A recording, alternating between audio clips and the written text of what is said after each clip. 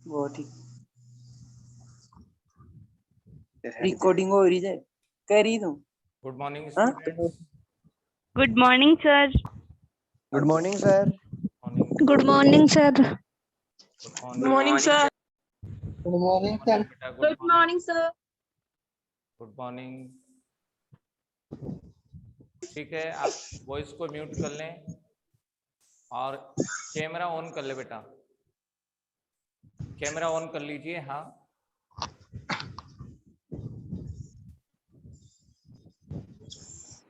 देखिए आज हम दूसरा जो हमारा चैप्टर है आरोह भाग 2 से पतंग एक कविता है। पहला चैप्टर हमारा कंप्लीट हो चुका था, आत्म परिचय, और दिन जल्दी जल्दी ढलता है। ये दो कविताएं पहले चैप्टर में थी, हरिवंश राय बच्चन की हमने पढ़ी है। अब हम दूसरा चैप्टर शुरू करते हैं। पतंग, कविता का नाम है पतंग और कवि है आलोक धनवा। सबसे पहले चैप्टर शुरू करने से पहले हम कुछ बातें इस चैप्टर को लेकर देखते हैं। एक तो इस चैप्टर में देखिए पहली पंक्ति, इस कविता की पहली पंक्ति देखिए कितनी बड़ी है और दूसरी पंक्ति देखें तो छोटी है, बहुत छोटी है। तीसरी चौथी पंक्ति तो समान सी है, लेकिन पांचवी पंक्ति देखें तो वो सबसे ही बड़ी है। तो कोई पंक्ति बहुत बड़ी है, कोई पंक्ति बहुत छोटी है। अगर इनको हम देखें तो हमें पता चल जाएगा कि पहली पंक्ति में जितने वर्ण हैं दूसरी पंक्ति में उतने वर्ण नहीं हो सकते। पहली पंक्ति में जितने हमारी मात्राएं हैं दूसरी पंक्ति में उतनी मात्राएं हो ही नहीं सकती, देखने से ही पता चल रहा है। तो हम कह सकते हैं यहाँ मात्रिक छंद भी नहीं है तो वार्णिक छंद भी नहीं। इसलिए हम कह सकते हैं पहली महत्वपूर्ण बात इस कविता की कि ये छंद मुक्त कविता है। आप लिख लीजिए, छंद मुक्त ये कविता है। दूसरी महत्वपूर्ण बात इसमें यही है कि इसमें मानवीकरण अलंकार का बहुत ज्यादा प्रयोग हुआ है। मानवीकरण अलंकार, देखो मानवीकरण अलंकार होता क्या है। वास्तव में जो गुण या विशेषता एक मानव में ही हो सकती है, अगर उस विशेषता को, जो मानव की विशेषता केवल मानव में वो हो सकता है, वह विशेषता हम किसी और पर आरोपित कर दें, जबरदस्ती उस पर उसके साथ उस गुण को लगा दें, उस विशेषता को लगा दें, जबकि स्वयं में वो विशेषता होती ही नहीं है, तो फिर वहां मानवीकरण अलंकार होता है। कैसे? आसमान से उतर रही वह संध्या सुंदरी, वो संध्या सुंदरी है, आसमान से उतर रही है। अब संध्या है लेकिन उसको हमने क्या बता दिया, एक सुंदरी भी बता दिया। वास्तव में संध्या है, वह सुंदरी हो ही नहीं सकती, लेकिन संध्या को हमने एक सुंदरी के समान बताया, सुंदरी के समान माना।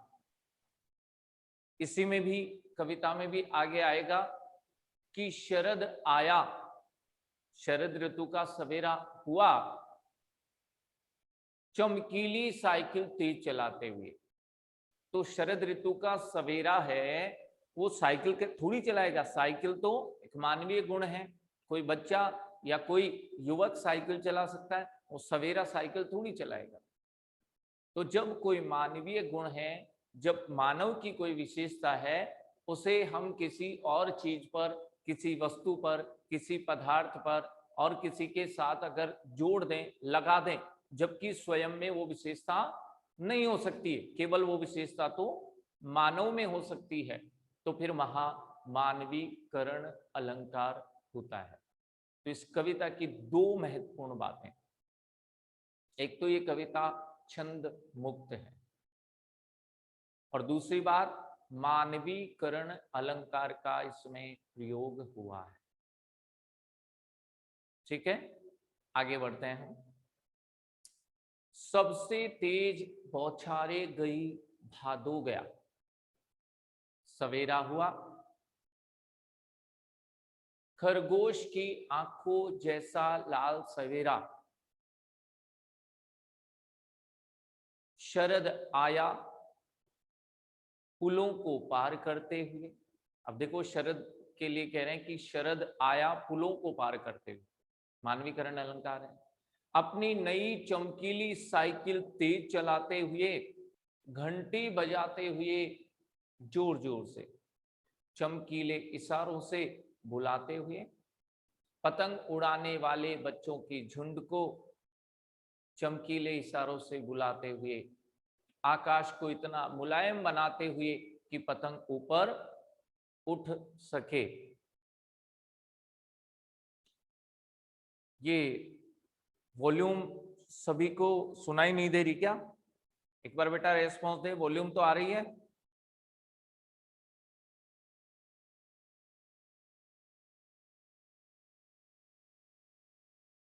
वॉल्यूम सुनाई दे रही है बेटा?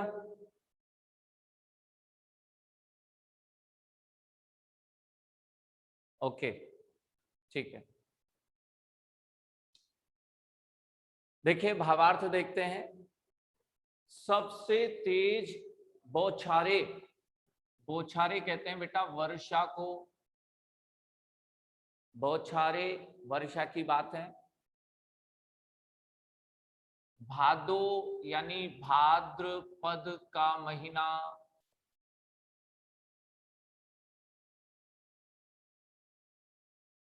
भादो का मतलब भाद्रपद का महीना, जो महीनों के हिंदी नाम है श्रावण भाद्रपद, तो ये भादो का मतलब भाद्रपद का महीना। गया का अर्थ है बीत गया, समाप्त हो गया। गया से पहले हम बीत तो लिख लें, बीत गया, समाप्त हो गया। देखो क्या कह रहे हैं कवि आलोक धनवा, ये कह रहे हैं कि भाद्रपद का महीना जिसमें सबसे तेज वर्षा होती है। अगर हम देखें श्रावण और भाद्रपद, ये 2 महीने ऐसे होते हैं जिनमें बहुत ज्यादा बारिश होती है। इन 2 महीनों में श्रावण और भाद्रपद, तो कवि यही कह रहे हैं कि भाद्रपद का महीना जिसमें सबसे तेज वर्षा होती है, वह महीना तो बीत गया। वर्षा ऋतु भी चली गई, भाद्रपद का महीना भी बीत गया। क्योंकि जैसे ही भाद्रपद का महीना बीतता है तो वर्षा भी एक तरह से विदा हो जाती है, वर्षा ऋतु की भी विदाई हो जाती है। और उसके बाद शरद ऋतु आती है।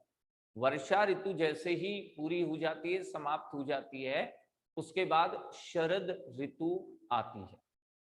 तो पहली पंक्ति में यही कहा गया है कि भाद्रपद का महीना जिसमें सबसे तेज वर्षा होती है, वह महीना तो बीत गया। गया का मतलब बीत गया। सवेरा हुआ। अब कवि ये कहना चाह रहे हैं कि भाद्रपद का महीना बीत गया, समाप्त हो गया, इसका मतलब वर्षा ऋतु भी समाप्त हो गई। अब अगर सवेरा हुआ है तो वर्षा ऋतु के बाद आती है शरद ऋतु। तो अभी सवेरा हुआ, कौन सा हुआ?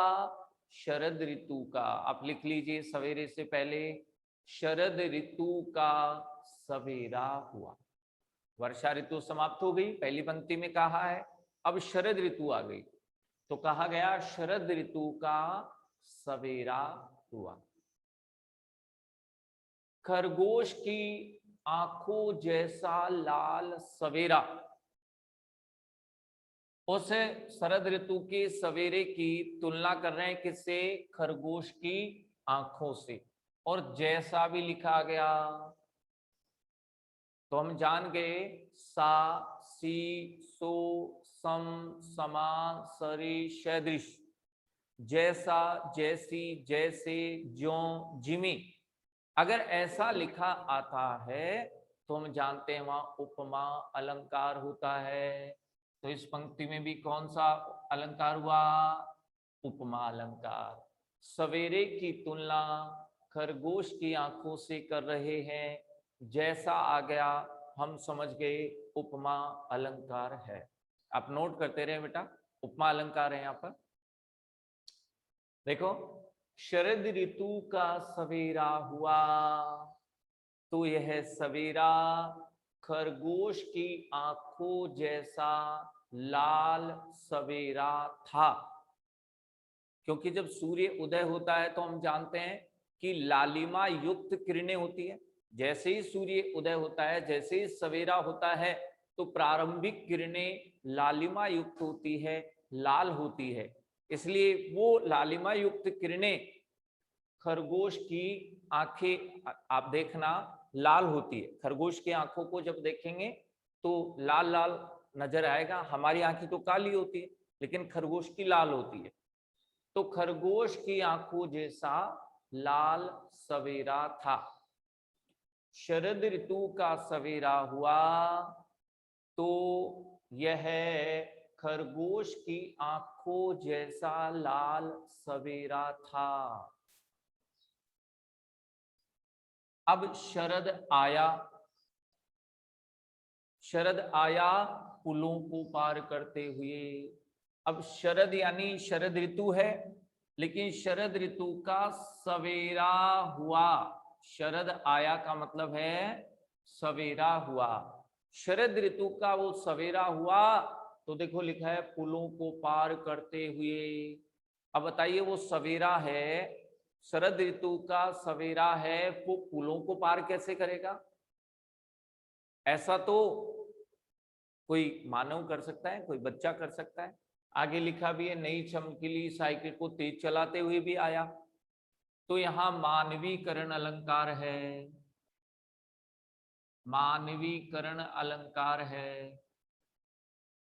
क्योंकि शरद ऋतु के सवेरे के लिए कहा जा रहा है कि वो पुलों को पार करते हुए, साइकिल चलाते हुए, घंटी बजाते हुए आया।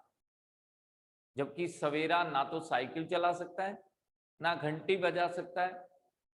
इसलिए ये एक बच्चे की या मानव की विशेषता है, जिसे सवेरे के साथ जोड़ दिया है। इसलिए यहां पर मानवीकरण अलंकार होगा। शरद ऋतु का सवेरा हुआ, तो कैसा लगा? देखो, जैसे कोई बच्चा, यहां दूसरी पंक्ति से पहले लिख लीजिए, बच्चा अपनी नई चमकीली साइकिल तेज चलाते हुए, नई नई साइकिल जो चमकती हुई होती है, तो वो शरद ऋतु का सवेरा जब हुआ ना, तो ऐसा लगा जैसे कोई बच्चा अपनी नई चमकीली साइकिल तेज चलाते हुए, जोर जोर से घंटी बजाते हुए, यहां जोर जोर एक जैसा शब्द दोबारा आ गया, उसकी पुनरावृत्ति हो गई और अर्थ एक ही है। तो ऐसी स्थिति में हम जानते हैं पुनरुक्ति प्रकाश अलंकार होता है। पुनरुक्ति प्रकाश अलंकार है यहाँ पर, जोर जोर, यहाँ पर पुनरुक्ति प्रकाश अलंकार हो गया। जोर जोर से घंटी बजाते हुए, और अब यहां जो हमने छोड़ दिया था, पुलों को पार करते हुए आ रहा है, ये लास्ट में बोलेंगे, पुलों को पार करते हुए आ रहा है। क्योंकि पहले तो साइकिल लाएंगे, फिर उस साइकिल को चलाएंगे, घंटी बजाएंगे, उसके बाद ही तो पुल पार करेंगे साइकिल से। तो पुल पार करने वाली बात लास्ट में लिखेंगे। देखो क्या हुआ, शरद ऋतु का सवेरा हुआ, तो ऐसा लगा जैसे कोई बच्चा अपनी नई चमकीली साइकिल तेज चलाते हुए, जोर जोर से घंटी बजाते हुए और पुलों को पार करते हुए आ रहा है। अब यहां से प्रश्न ये बनते हैं कि शरद ऋतु के सवेरे की तुलना चमकीली साइकिल से तो क्यों की गई? क्योंकि जैसे नई साइकिल होती है वो चमचमाती हुई होती है, उसमें चमक होती है। तो बताइए, सूर्य उदय होता है, उस सूर्य में भी चमक होती है नहीं होती है? होती है ना? तो इसीलिए उस सवेरे की तुलना नई साइकिल चमकीली साइकिल से की है कि जैसे नई साइकिल में चमक होती है, वो चमकीली होती है, ठीक उसी प्रकार सूर्य में भी चमक होती है। दूसरी बात देखिए, यहां घंटी बजाने का उल्लेख क्यों किया? सवेरे की तुलना कर रहे हैं तो उसमें घंटी बजाने की बात क्यों कही गई? तो आप ये भी समझ लीजिए कि जब सवेरा होता है तो अनेक प्रकार के पशु पक्षियों की आवाजें भी सुनाई देने लगती है।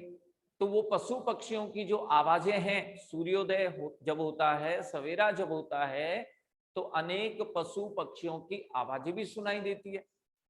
इसलिए जब वो वहां ध्वनियां होती है सवेरा होने पर, तो इसीलिए यहाँ साइकिल की घंटी बजाने का उल्लेख है कि जैसे साइकिल की घंटी बजाने से ध्वनि होगी, ठीक सवेरा होने पर भी अनेक प्रकार के पशु पक्षियों की आवाजें या ध्वनियां भी सुनाई देने लगती है। पुलों को पार करने की बात क्यों आई? तो जब हम देखते हैं सूर्य उदय होता है तो किसी ना किसी पहाड़ के पीछे से निकलता है। सूर्य जब उदय होता है तो किसी ना किसी पहाड़ के पीछे से निकलता हुआ दिखता है, तो हमें ऐसे लगता है जैसे किसी पुल को वो पार करके आ रहा है। तो ये बेसिकली ये सारी बातें आपको समझाने के लिए हैं। किसी भी पंक्ति से कोई भी प्रश्न पूछ लें कि शरद ऋतु के सवेरे की तुलना चमकीली साइकिल से क्यों की, तो आप बता सकते हैं ना कि जैसे नई साइकिल में चमक होती है, वो चमचमाती होती है, ठीक उसी प्रकार जब सूर्योदय होता है, शरद ऋतु का सवेरा हुआ, तो इस सूर्य में भी उस समय चमक थी, वो भी चमक रहा था, वो भी चमकीला था। घंटी बजाने का उल्लेख क्यों किया कि जैसे साइकिल की घंटी बजाने से ध्वनि होती है, वैसे ही शरद ऋतु का सवेरा हुआ तो उस समय अनेक पशु पक्षियों की ध्वनियां सुनाई दी, इस वजह से तुलना की। और पुलों को पार करने का उल्लेख है, जैसे पहाड़ के पीछे से सूर्य उदय होता है तो हमें ऐसे ही लगता है जैसे वो पुलों को पार करके आ रहा है। ये तो समझाने वाली बातें थी। हमें भावार्थ में क्या लिखना है, देखो, शरद ऋतु का सवेरा हुआ तो ऐसे लगा जैसे कोई बच्चा अपनी नई चमकीली साइकिल तेज चलाते हुए, जोर जोर से घंटी बजाते हुए और अनेक पुलों को पार करते हुए आ रहा है। ठीक है बेटा, वापस से हम शुरू से देख लें एक बार। भाद्रपद का महीना जिसमें सबसे तेज वर्षा होती है, वह भाद्रपद का महीना बीत गया, अर्थात वर्षा ऋतु बीत गई है। अब शरद ऋतु का सवेरा हुआ तो यह खरगोश की लाल आंखों जैसा सवेरा था। शरद ऋतु का सवेरा हुआ तो यह खरगोश की लाल आंखों जैसा सवेरा था। शरद ऋतु का सवेरा हुआ तो ऐसे लगा जैसे कोई बच्चा नई चमकीली साइकिल तेज चलाते हुए, जोर जोर से घंटी बजाते हुए और अनेक पुलों को पार करते हुए आ रहा है। कि बेटा अदिति जांगिड़ है, सुमित चौहान, हितेश, कैमरा ऑन करे बेटा, ताकि आप किस पोजीशन में पढ़ रहे हैं, सुन रहे हैं, पता तो चले। कैमरा ऑन कर लीजिए। हाँ, शाबाश, वेरी गुड। देखिए आगे बढ़ते हैं। चमकीले इशारों से बुलाते हुए, अब ये कौन बुलाएगा? चमकीले इशारे ऊपर हम बात कर चुके थे ना, तो ये चमकीले इशारे कौन करेगा? शरद ऋतु का सवेरा। चमकीले इशारों से बुलाते हुए, तो चमकीले इशारों से कौन बुला रहा है? शरद ऋतु का सवेरा। तो चमकीले इशारों से पहले लिख दो बेटा शरद ऋतु का सवेरा। चमकीले इशारों से पहले लिख लीजिए शरद ऋतु का सवेरा। फिर आगे लिखा है अपने चमकीले इशारों से किसे बुलाता है? आगे लिखा है पतंग उड़ाने वाले बच्चों के झुंड को बुलाता है। शरद ऋतु का सवेरा अपने चमकीले इशारों से पतंग उड़ाने वाले बच्चों के झुंड को बुलाता है। हम जानते हैं जैसे ही शरद ऋतु में सवेरा होता है और बच्चे पतंग उड़ाने के लिए मैदान में या छतों पर पहुंच जाते हैं। जैसे सवेरा होता है तो बच्चों का झुंड, बच्चों का समूह पतंग उड़ाने के लिए निकल जाता है, खेत में, आंगन में या फिर छत पर जाकर पतंग उड़ाने लगते हैं। तो वही बात है, शरद ऋतु का सवेरा अपने चमकीले इशारों से पतंग उड़ाने वाले बच्चों के झुंड को बुला लेता है। और क्या करता है फिर? चमकीले इशारों से बुलाते हुए, ये दोबारा ये पंक्ति आ गई है, हम इसका अर्थ नहीं करेंगे क्योंकि वही बात फिर से आ गई है। चमकीले इशारों से बुलाते हुए, चमकीले इशारों से बुलाते हुए, इसलिए हम एक ही बार अर्थ करेंगे, इस पंक्ति का दोबारा अर्थ नहीं करेंगे। तो बच्चों के झुंड को बुला लेता है, ठीक है। फिर क्या करता है? आकाश को इतना मुलायम, यहां मुलायम का अर्थ मुलायम नहीं है, स्वच्छ है। मुलायम का अर्थ स्वच्छ लिखिए, मुलायम यानी स्वच्छ। आकाश को इतना स्वच्छ बना देता है कि पतंग ऊपर उठ सके, अर्थात उड़ सके। ऊपर उठने का अर्थ क्या है? उड़ सके। जितना स्वच्छ आकाश होता है पतंग उतनी ही आसानी से उड़ती है। जितना स्वच्छ आकाश होता है तो उसमें हवा इत्यादि भी ठीक चलती है और पतंग आसानी से उड़ जाती है। तो यही लिखा है कि शरद ऋतु का सवेरा अपने चमकीले इशारों से पतंग उड़ाने वाले बच्चों के झुंड को बुला लेता है और आकाश को इतना स्वच्छ बना देता है कि पतंग ऊपर उठ सके, अर्थात उड़ सके। जैसे ही स्वच्छ आकाश हो जाता है तो अच्छे से पतंग उड़ने लग जाती है। शरद ऋतु का सवेरा अपने चमकीले इशारों से पतंग उड़ाने वाले बच्चों के झुंड को बुलाता है और आकाश को इतना स्वच्छ बना देता है कि पतंग ऊपर उठ सके, अर्थात उड़ सके। अब देखो यहां चलते हैं।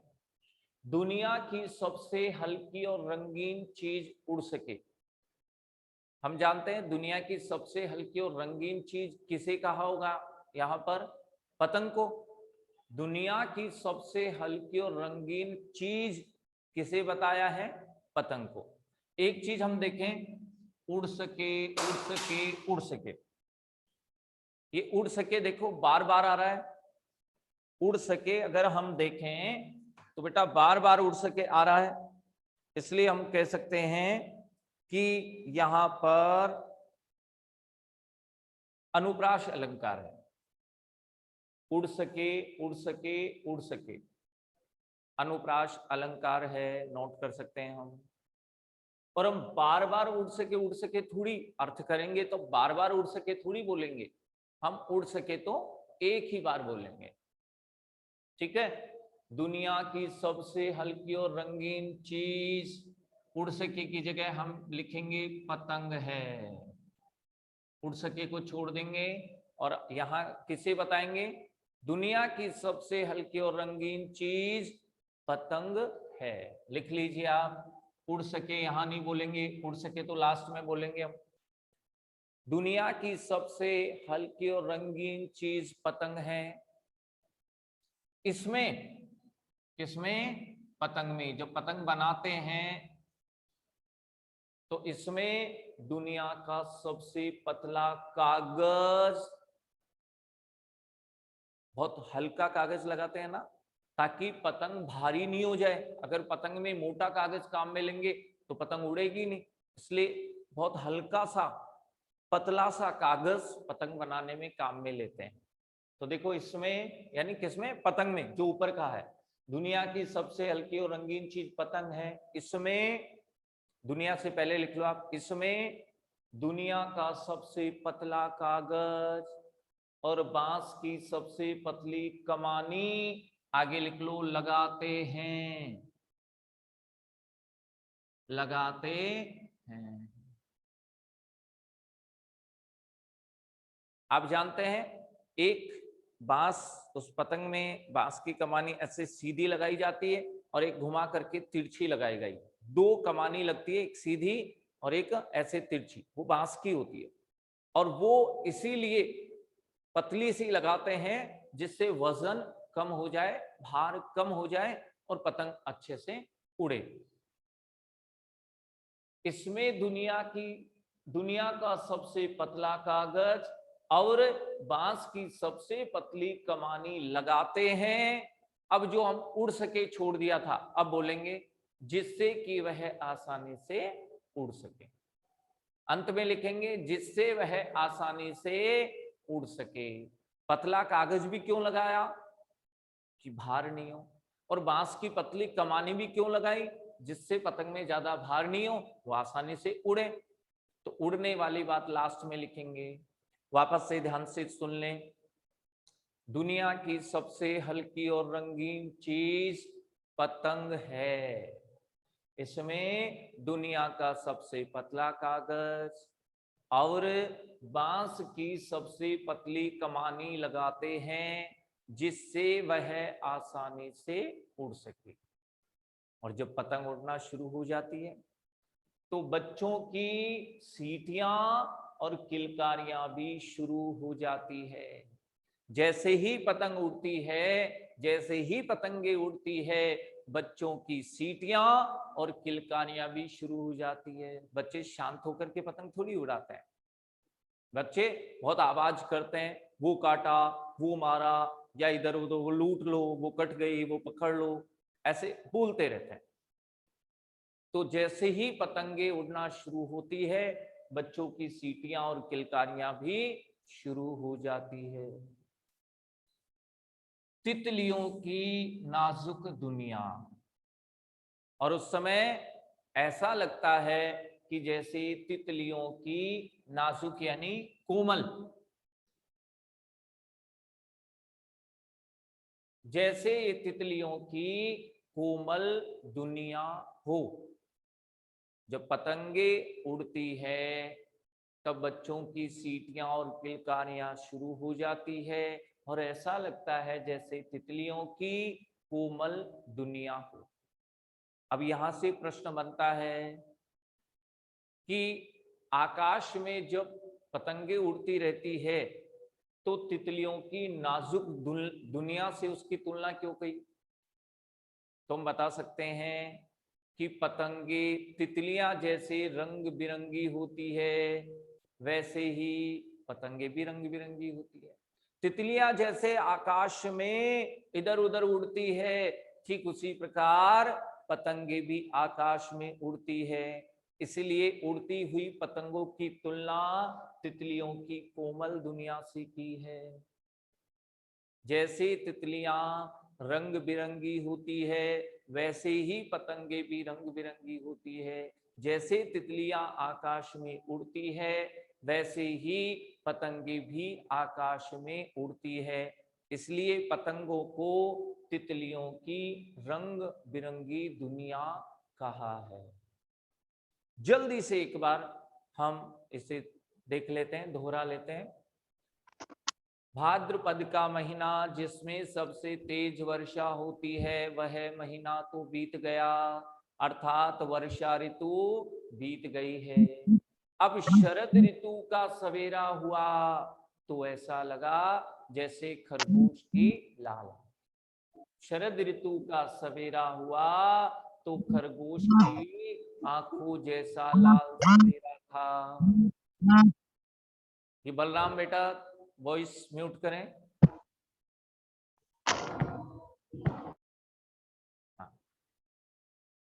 शरद ऋतु का सवेरा हुआ तो ऐसा लगा कि जैसे कोई बच्चा अपनी चमकीली साइकिल तेज चलाते हुए, जोर जोर से घंटी बजाते हुए और पुलों को पार करते हुए आ रहा है।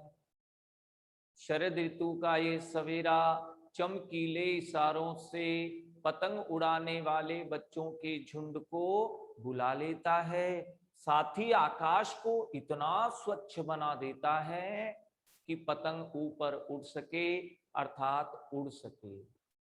दुनिया की सबसे हल्की और रंगीन चीज पतंग है। इसमें दुनिया का सबसे पतला कागज और बांस की सबसे पतली कमानी लगाते हैं, जिससे यह आसानी से उड़ सके। और जैसे ही पतंगे उड़ना शुरू होती है, बच्चों की सीटियां और किलकारियां भी शुरू हो जाती है। ऐसा लगता है जैसे तितलियों की कोमल दुनिया हो। अब आपको बेटा कोई प्रश्न पूछना है इससे रिलेटेड तो आप पूछ सकते हैं। आज आप क्या करेंगे, ये पहला पद यहां से लेकर और यहां तक, ठीक है, सबसे तेज बौछारे गई, यहां से लेकर ऊपर उठ सके यहां तक आपको सह प्रसंग व्याख्या करनी है और यहां केवल आपको भावार्थ करना है, ठीक है। और अभ्यास प्रश्न के लिए मैं आपको सेंड कर ही दूंगा, आप उनका अभ्यास कर लेंगे। ये वर्क अभी आप करेंगे।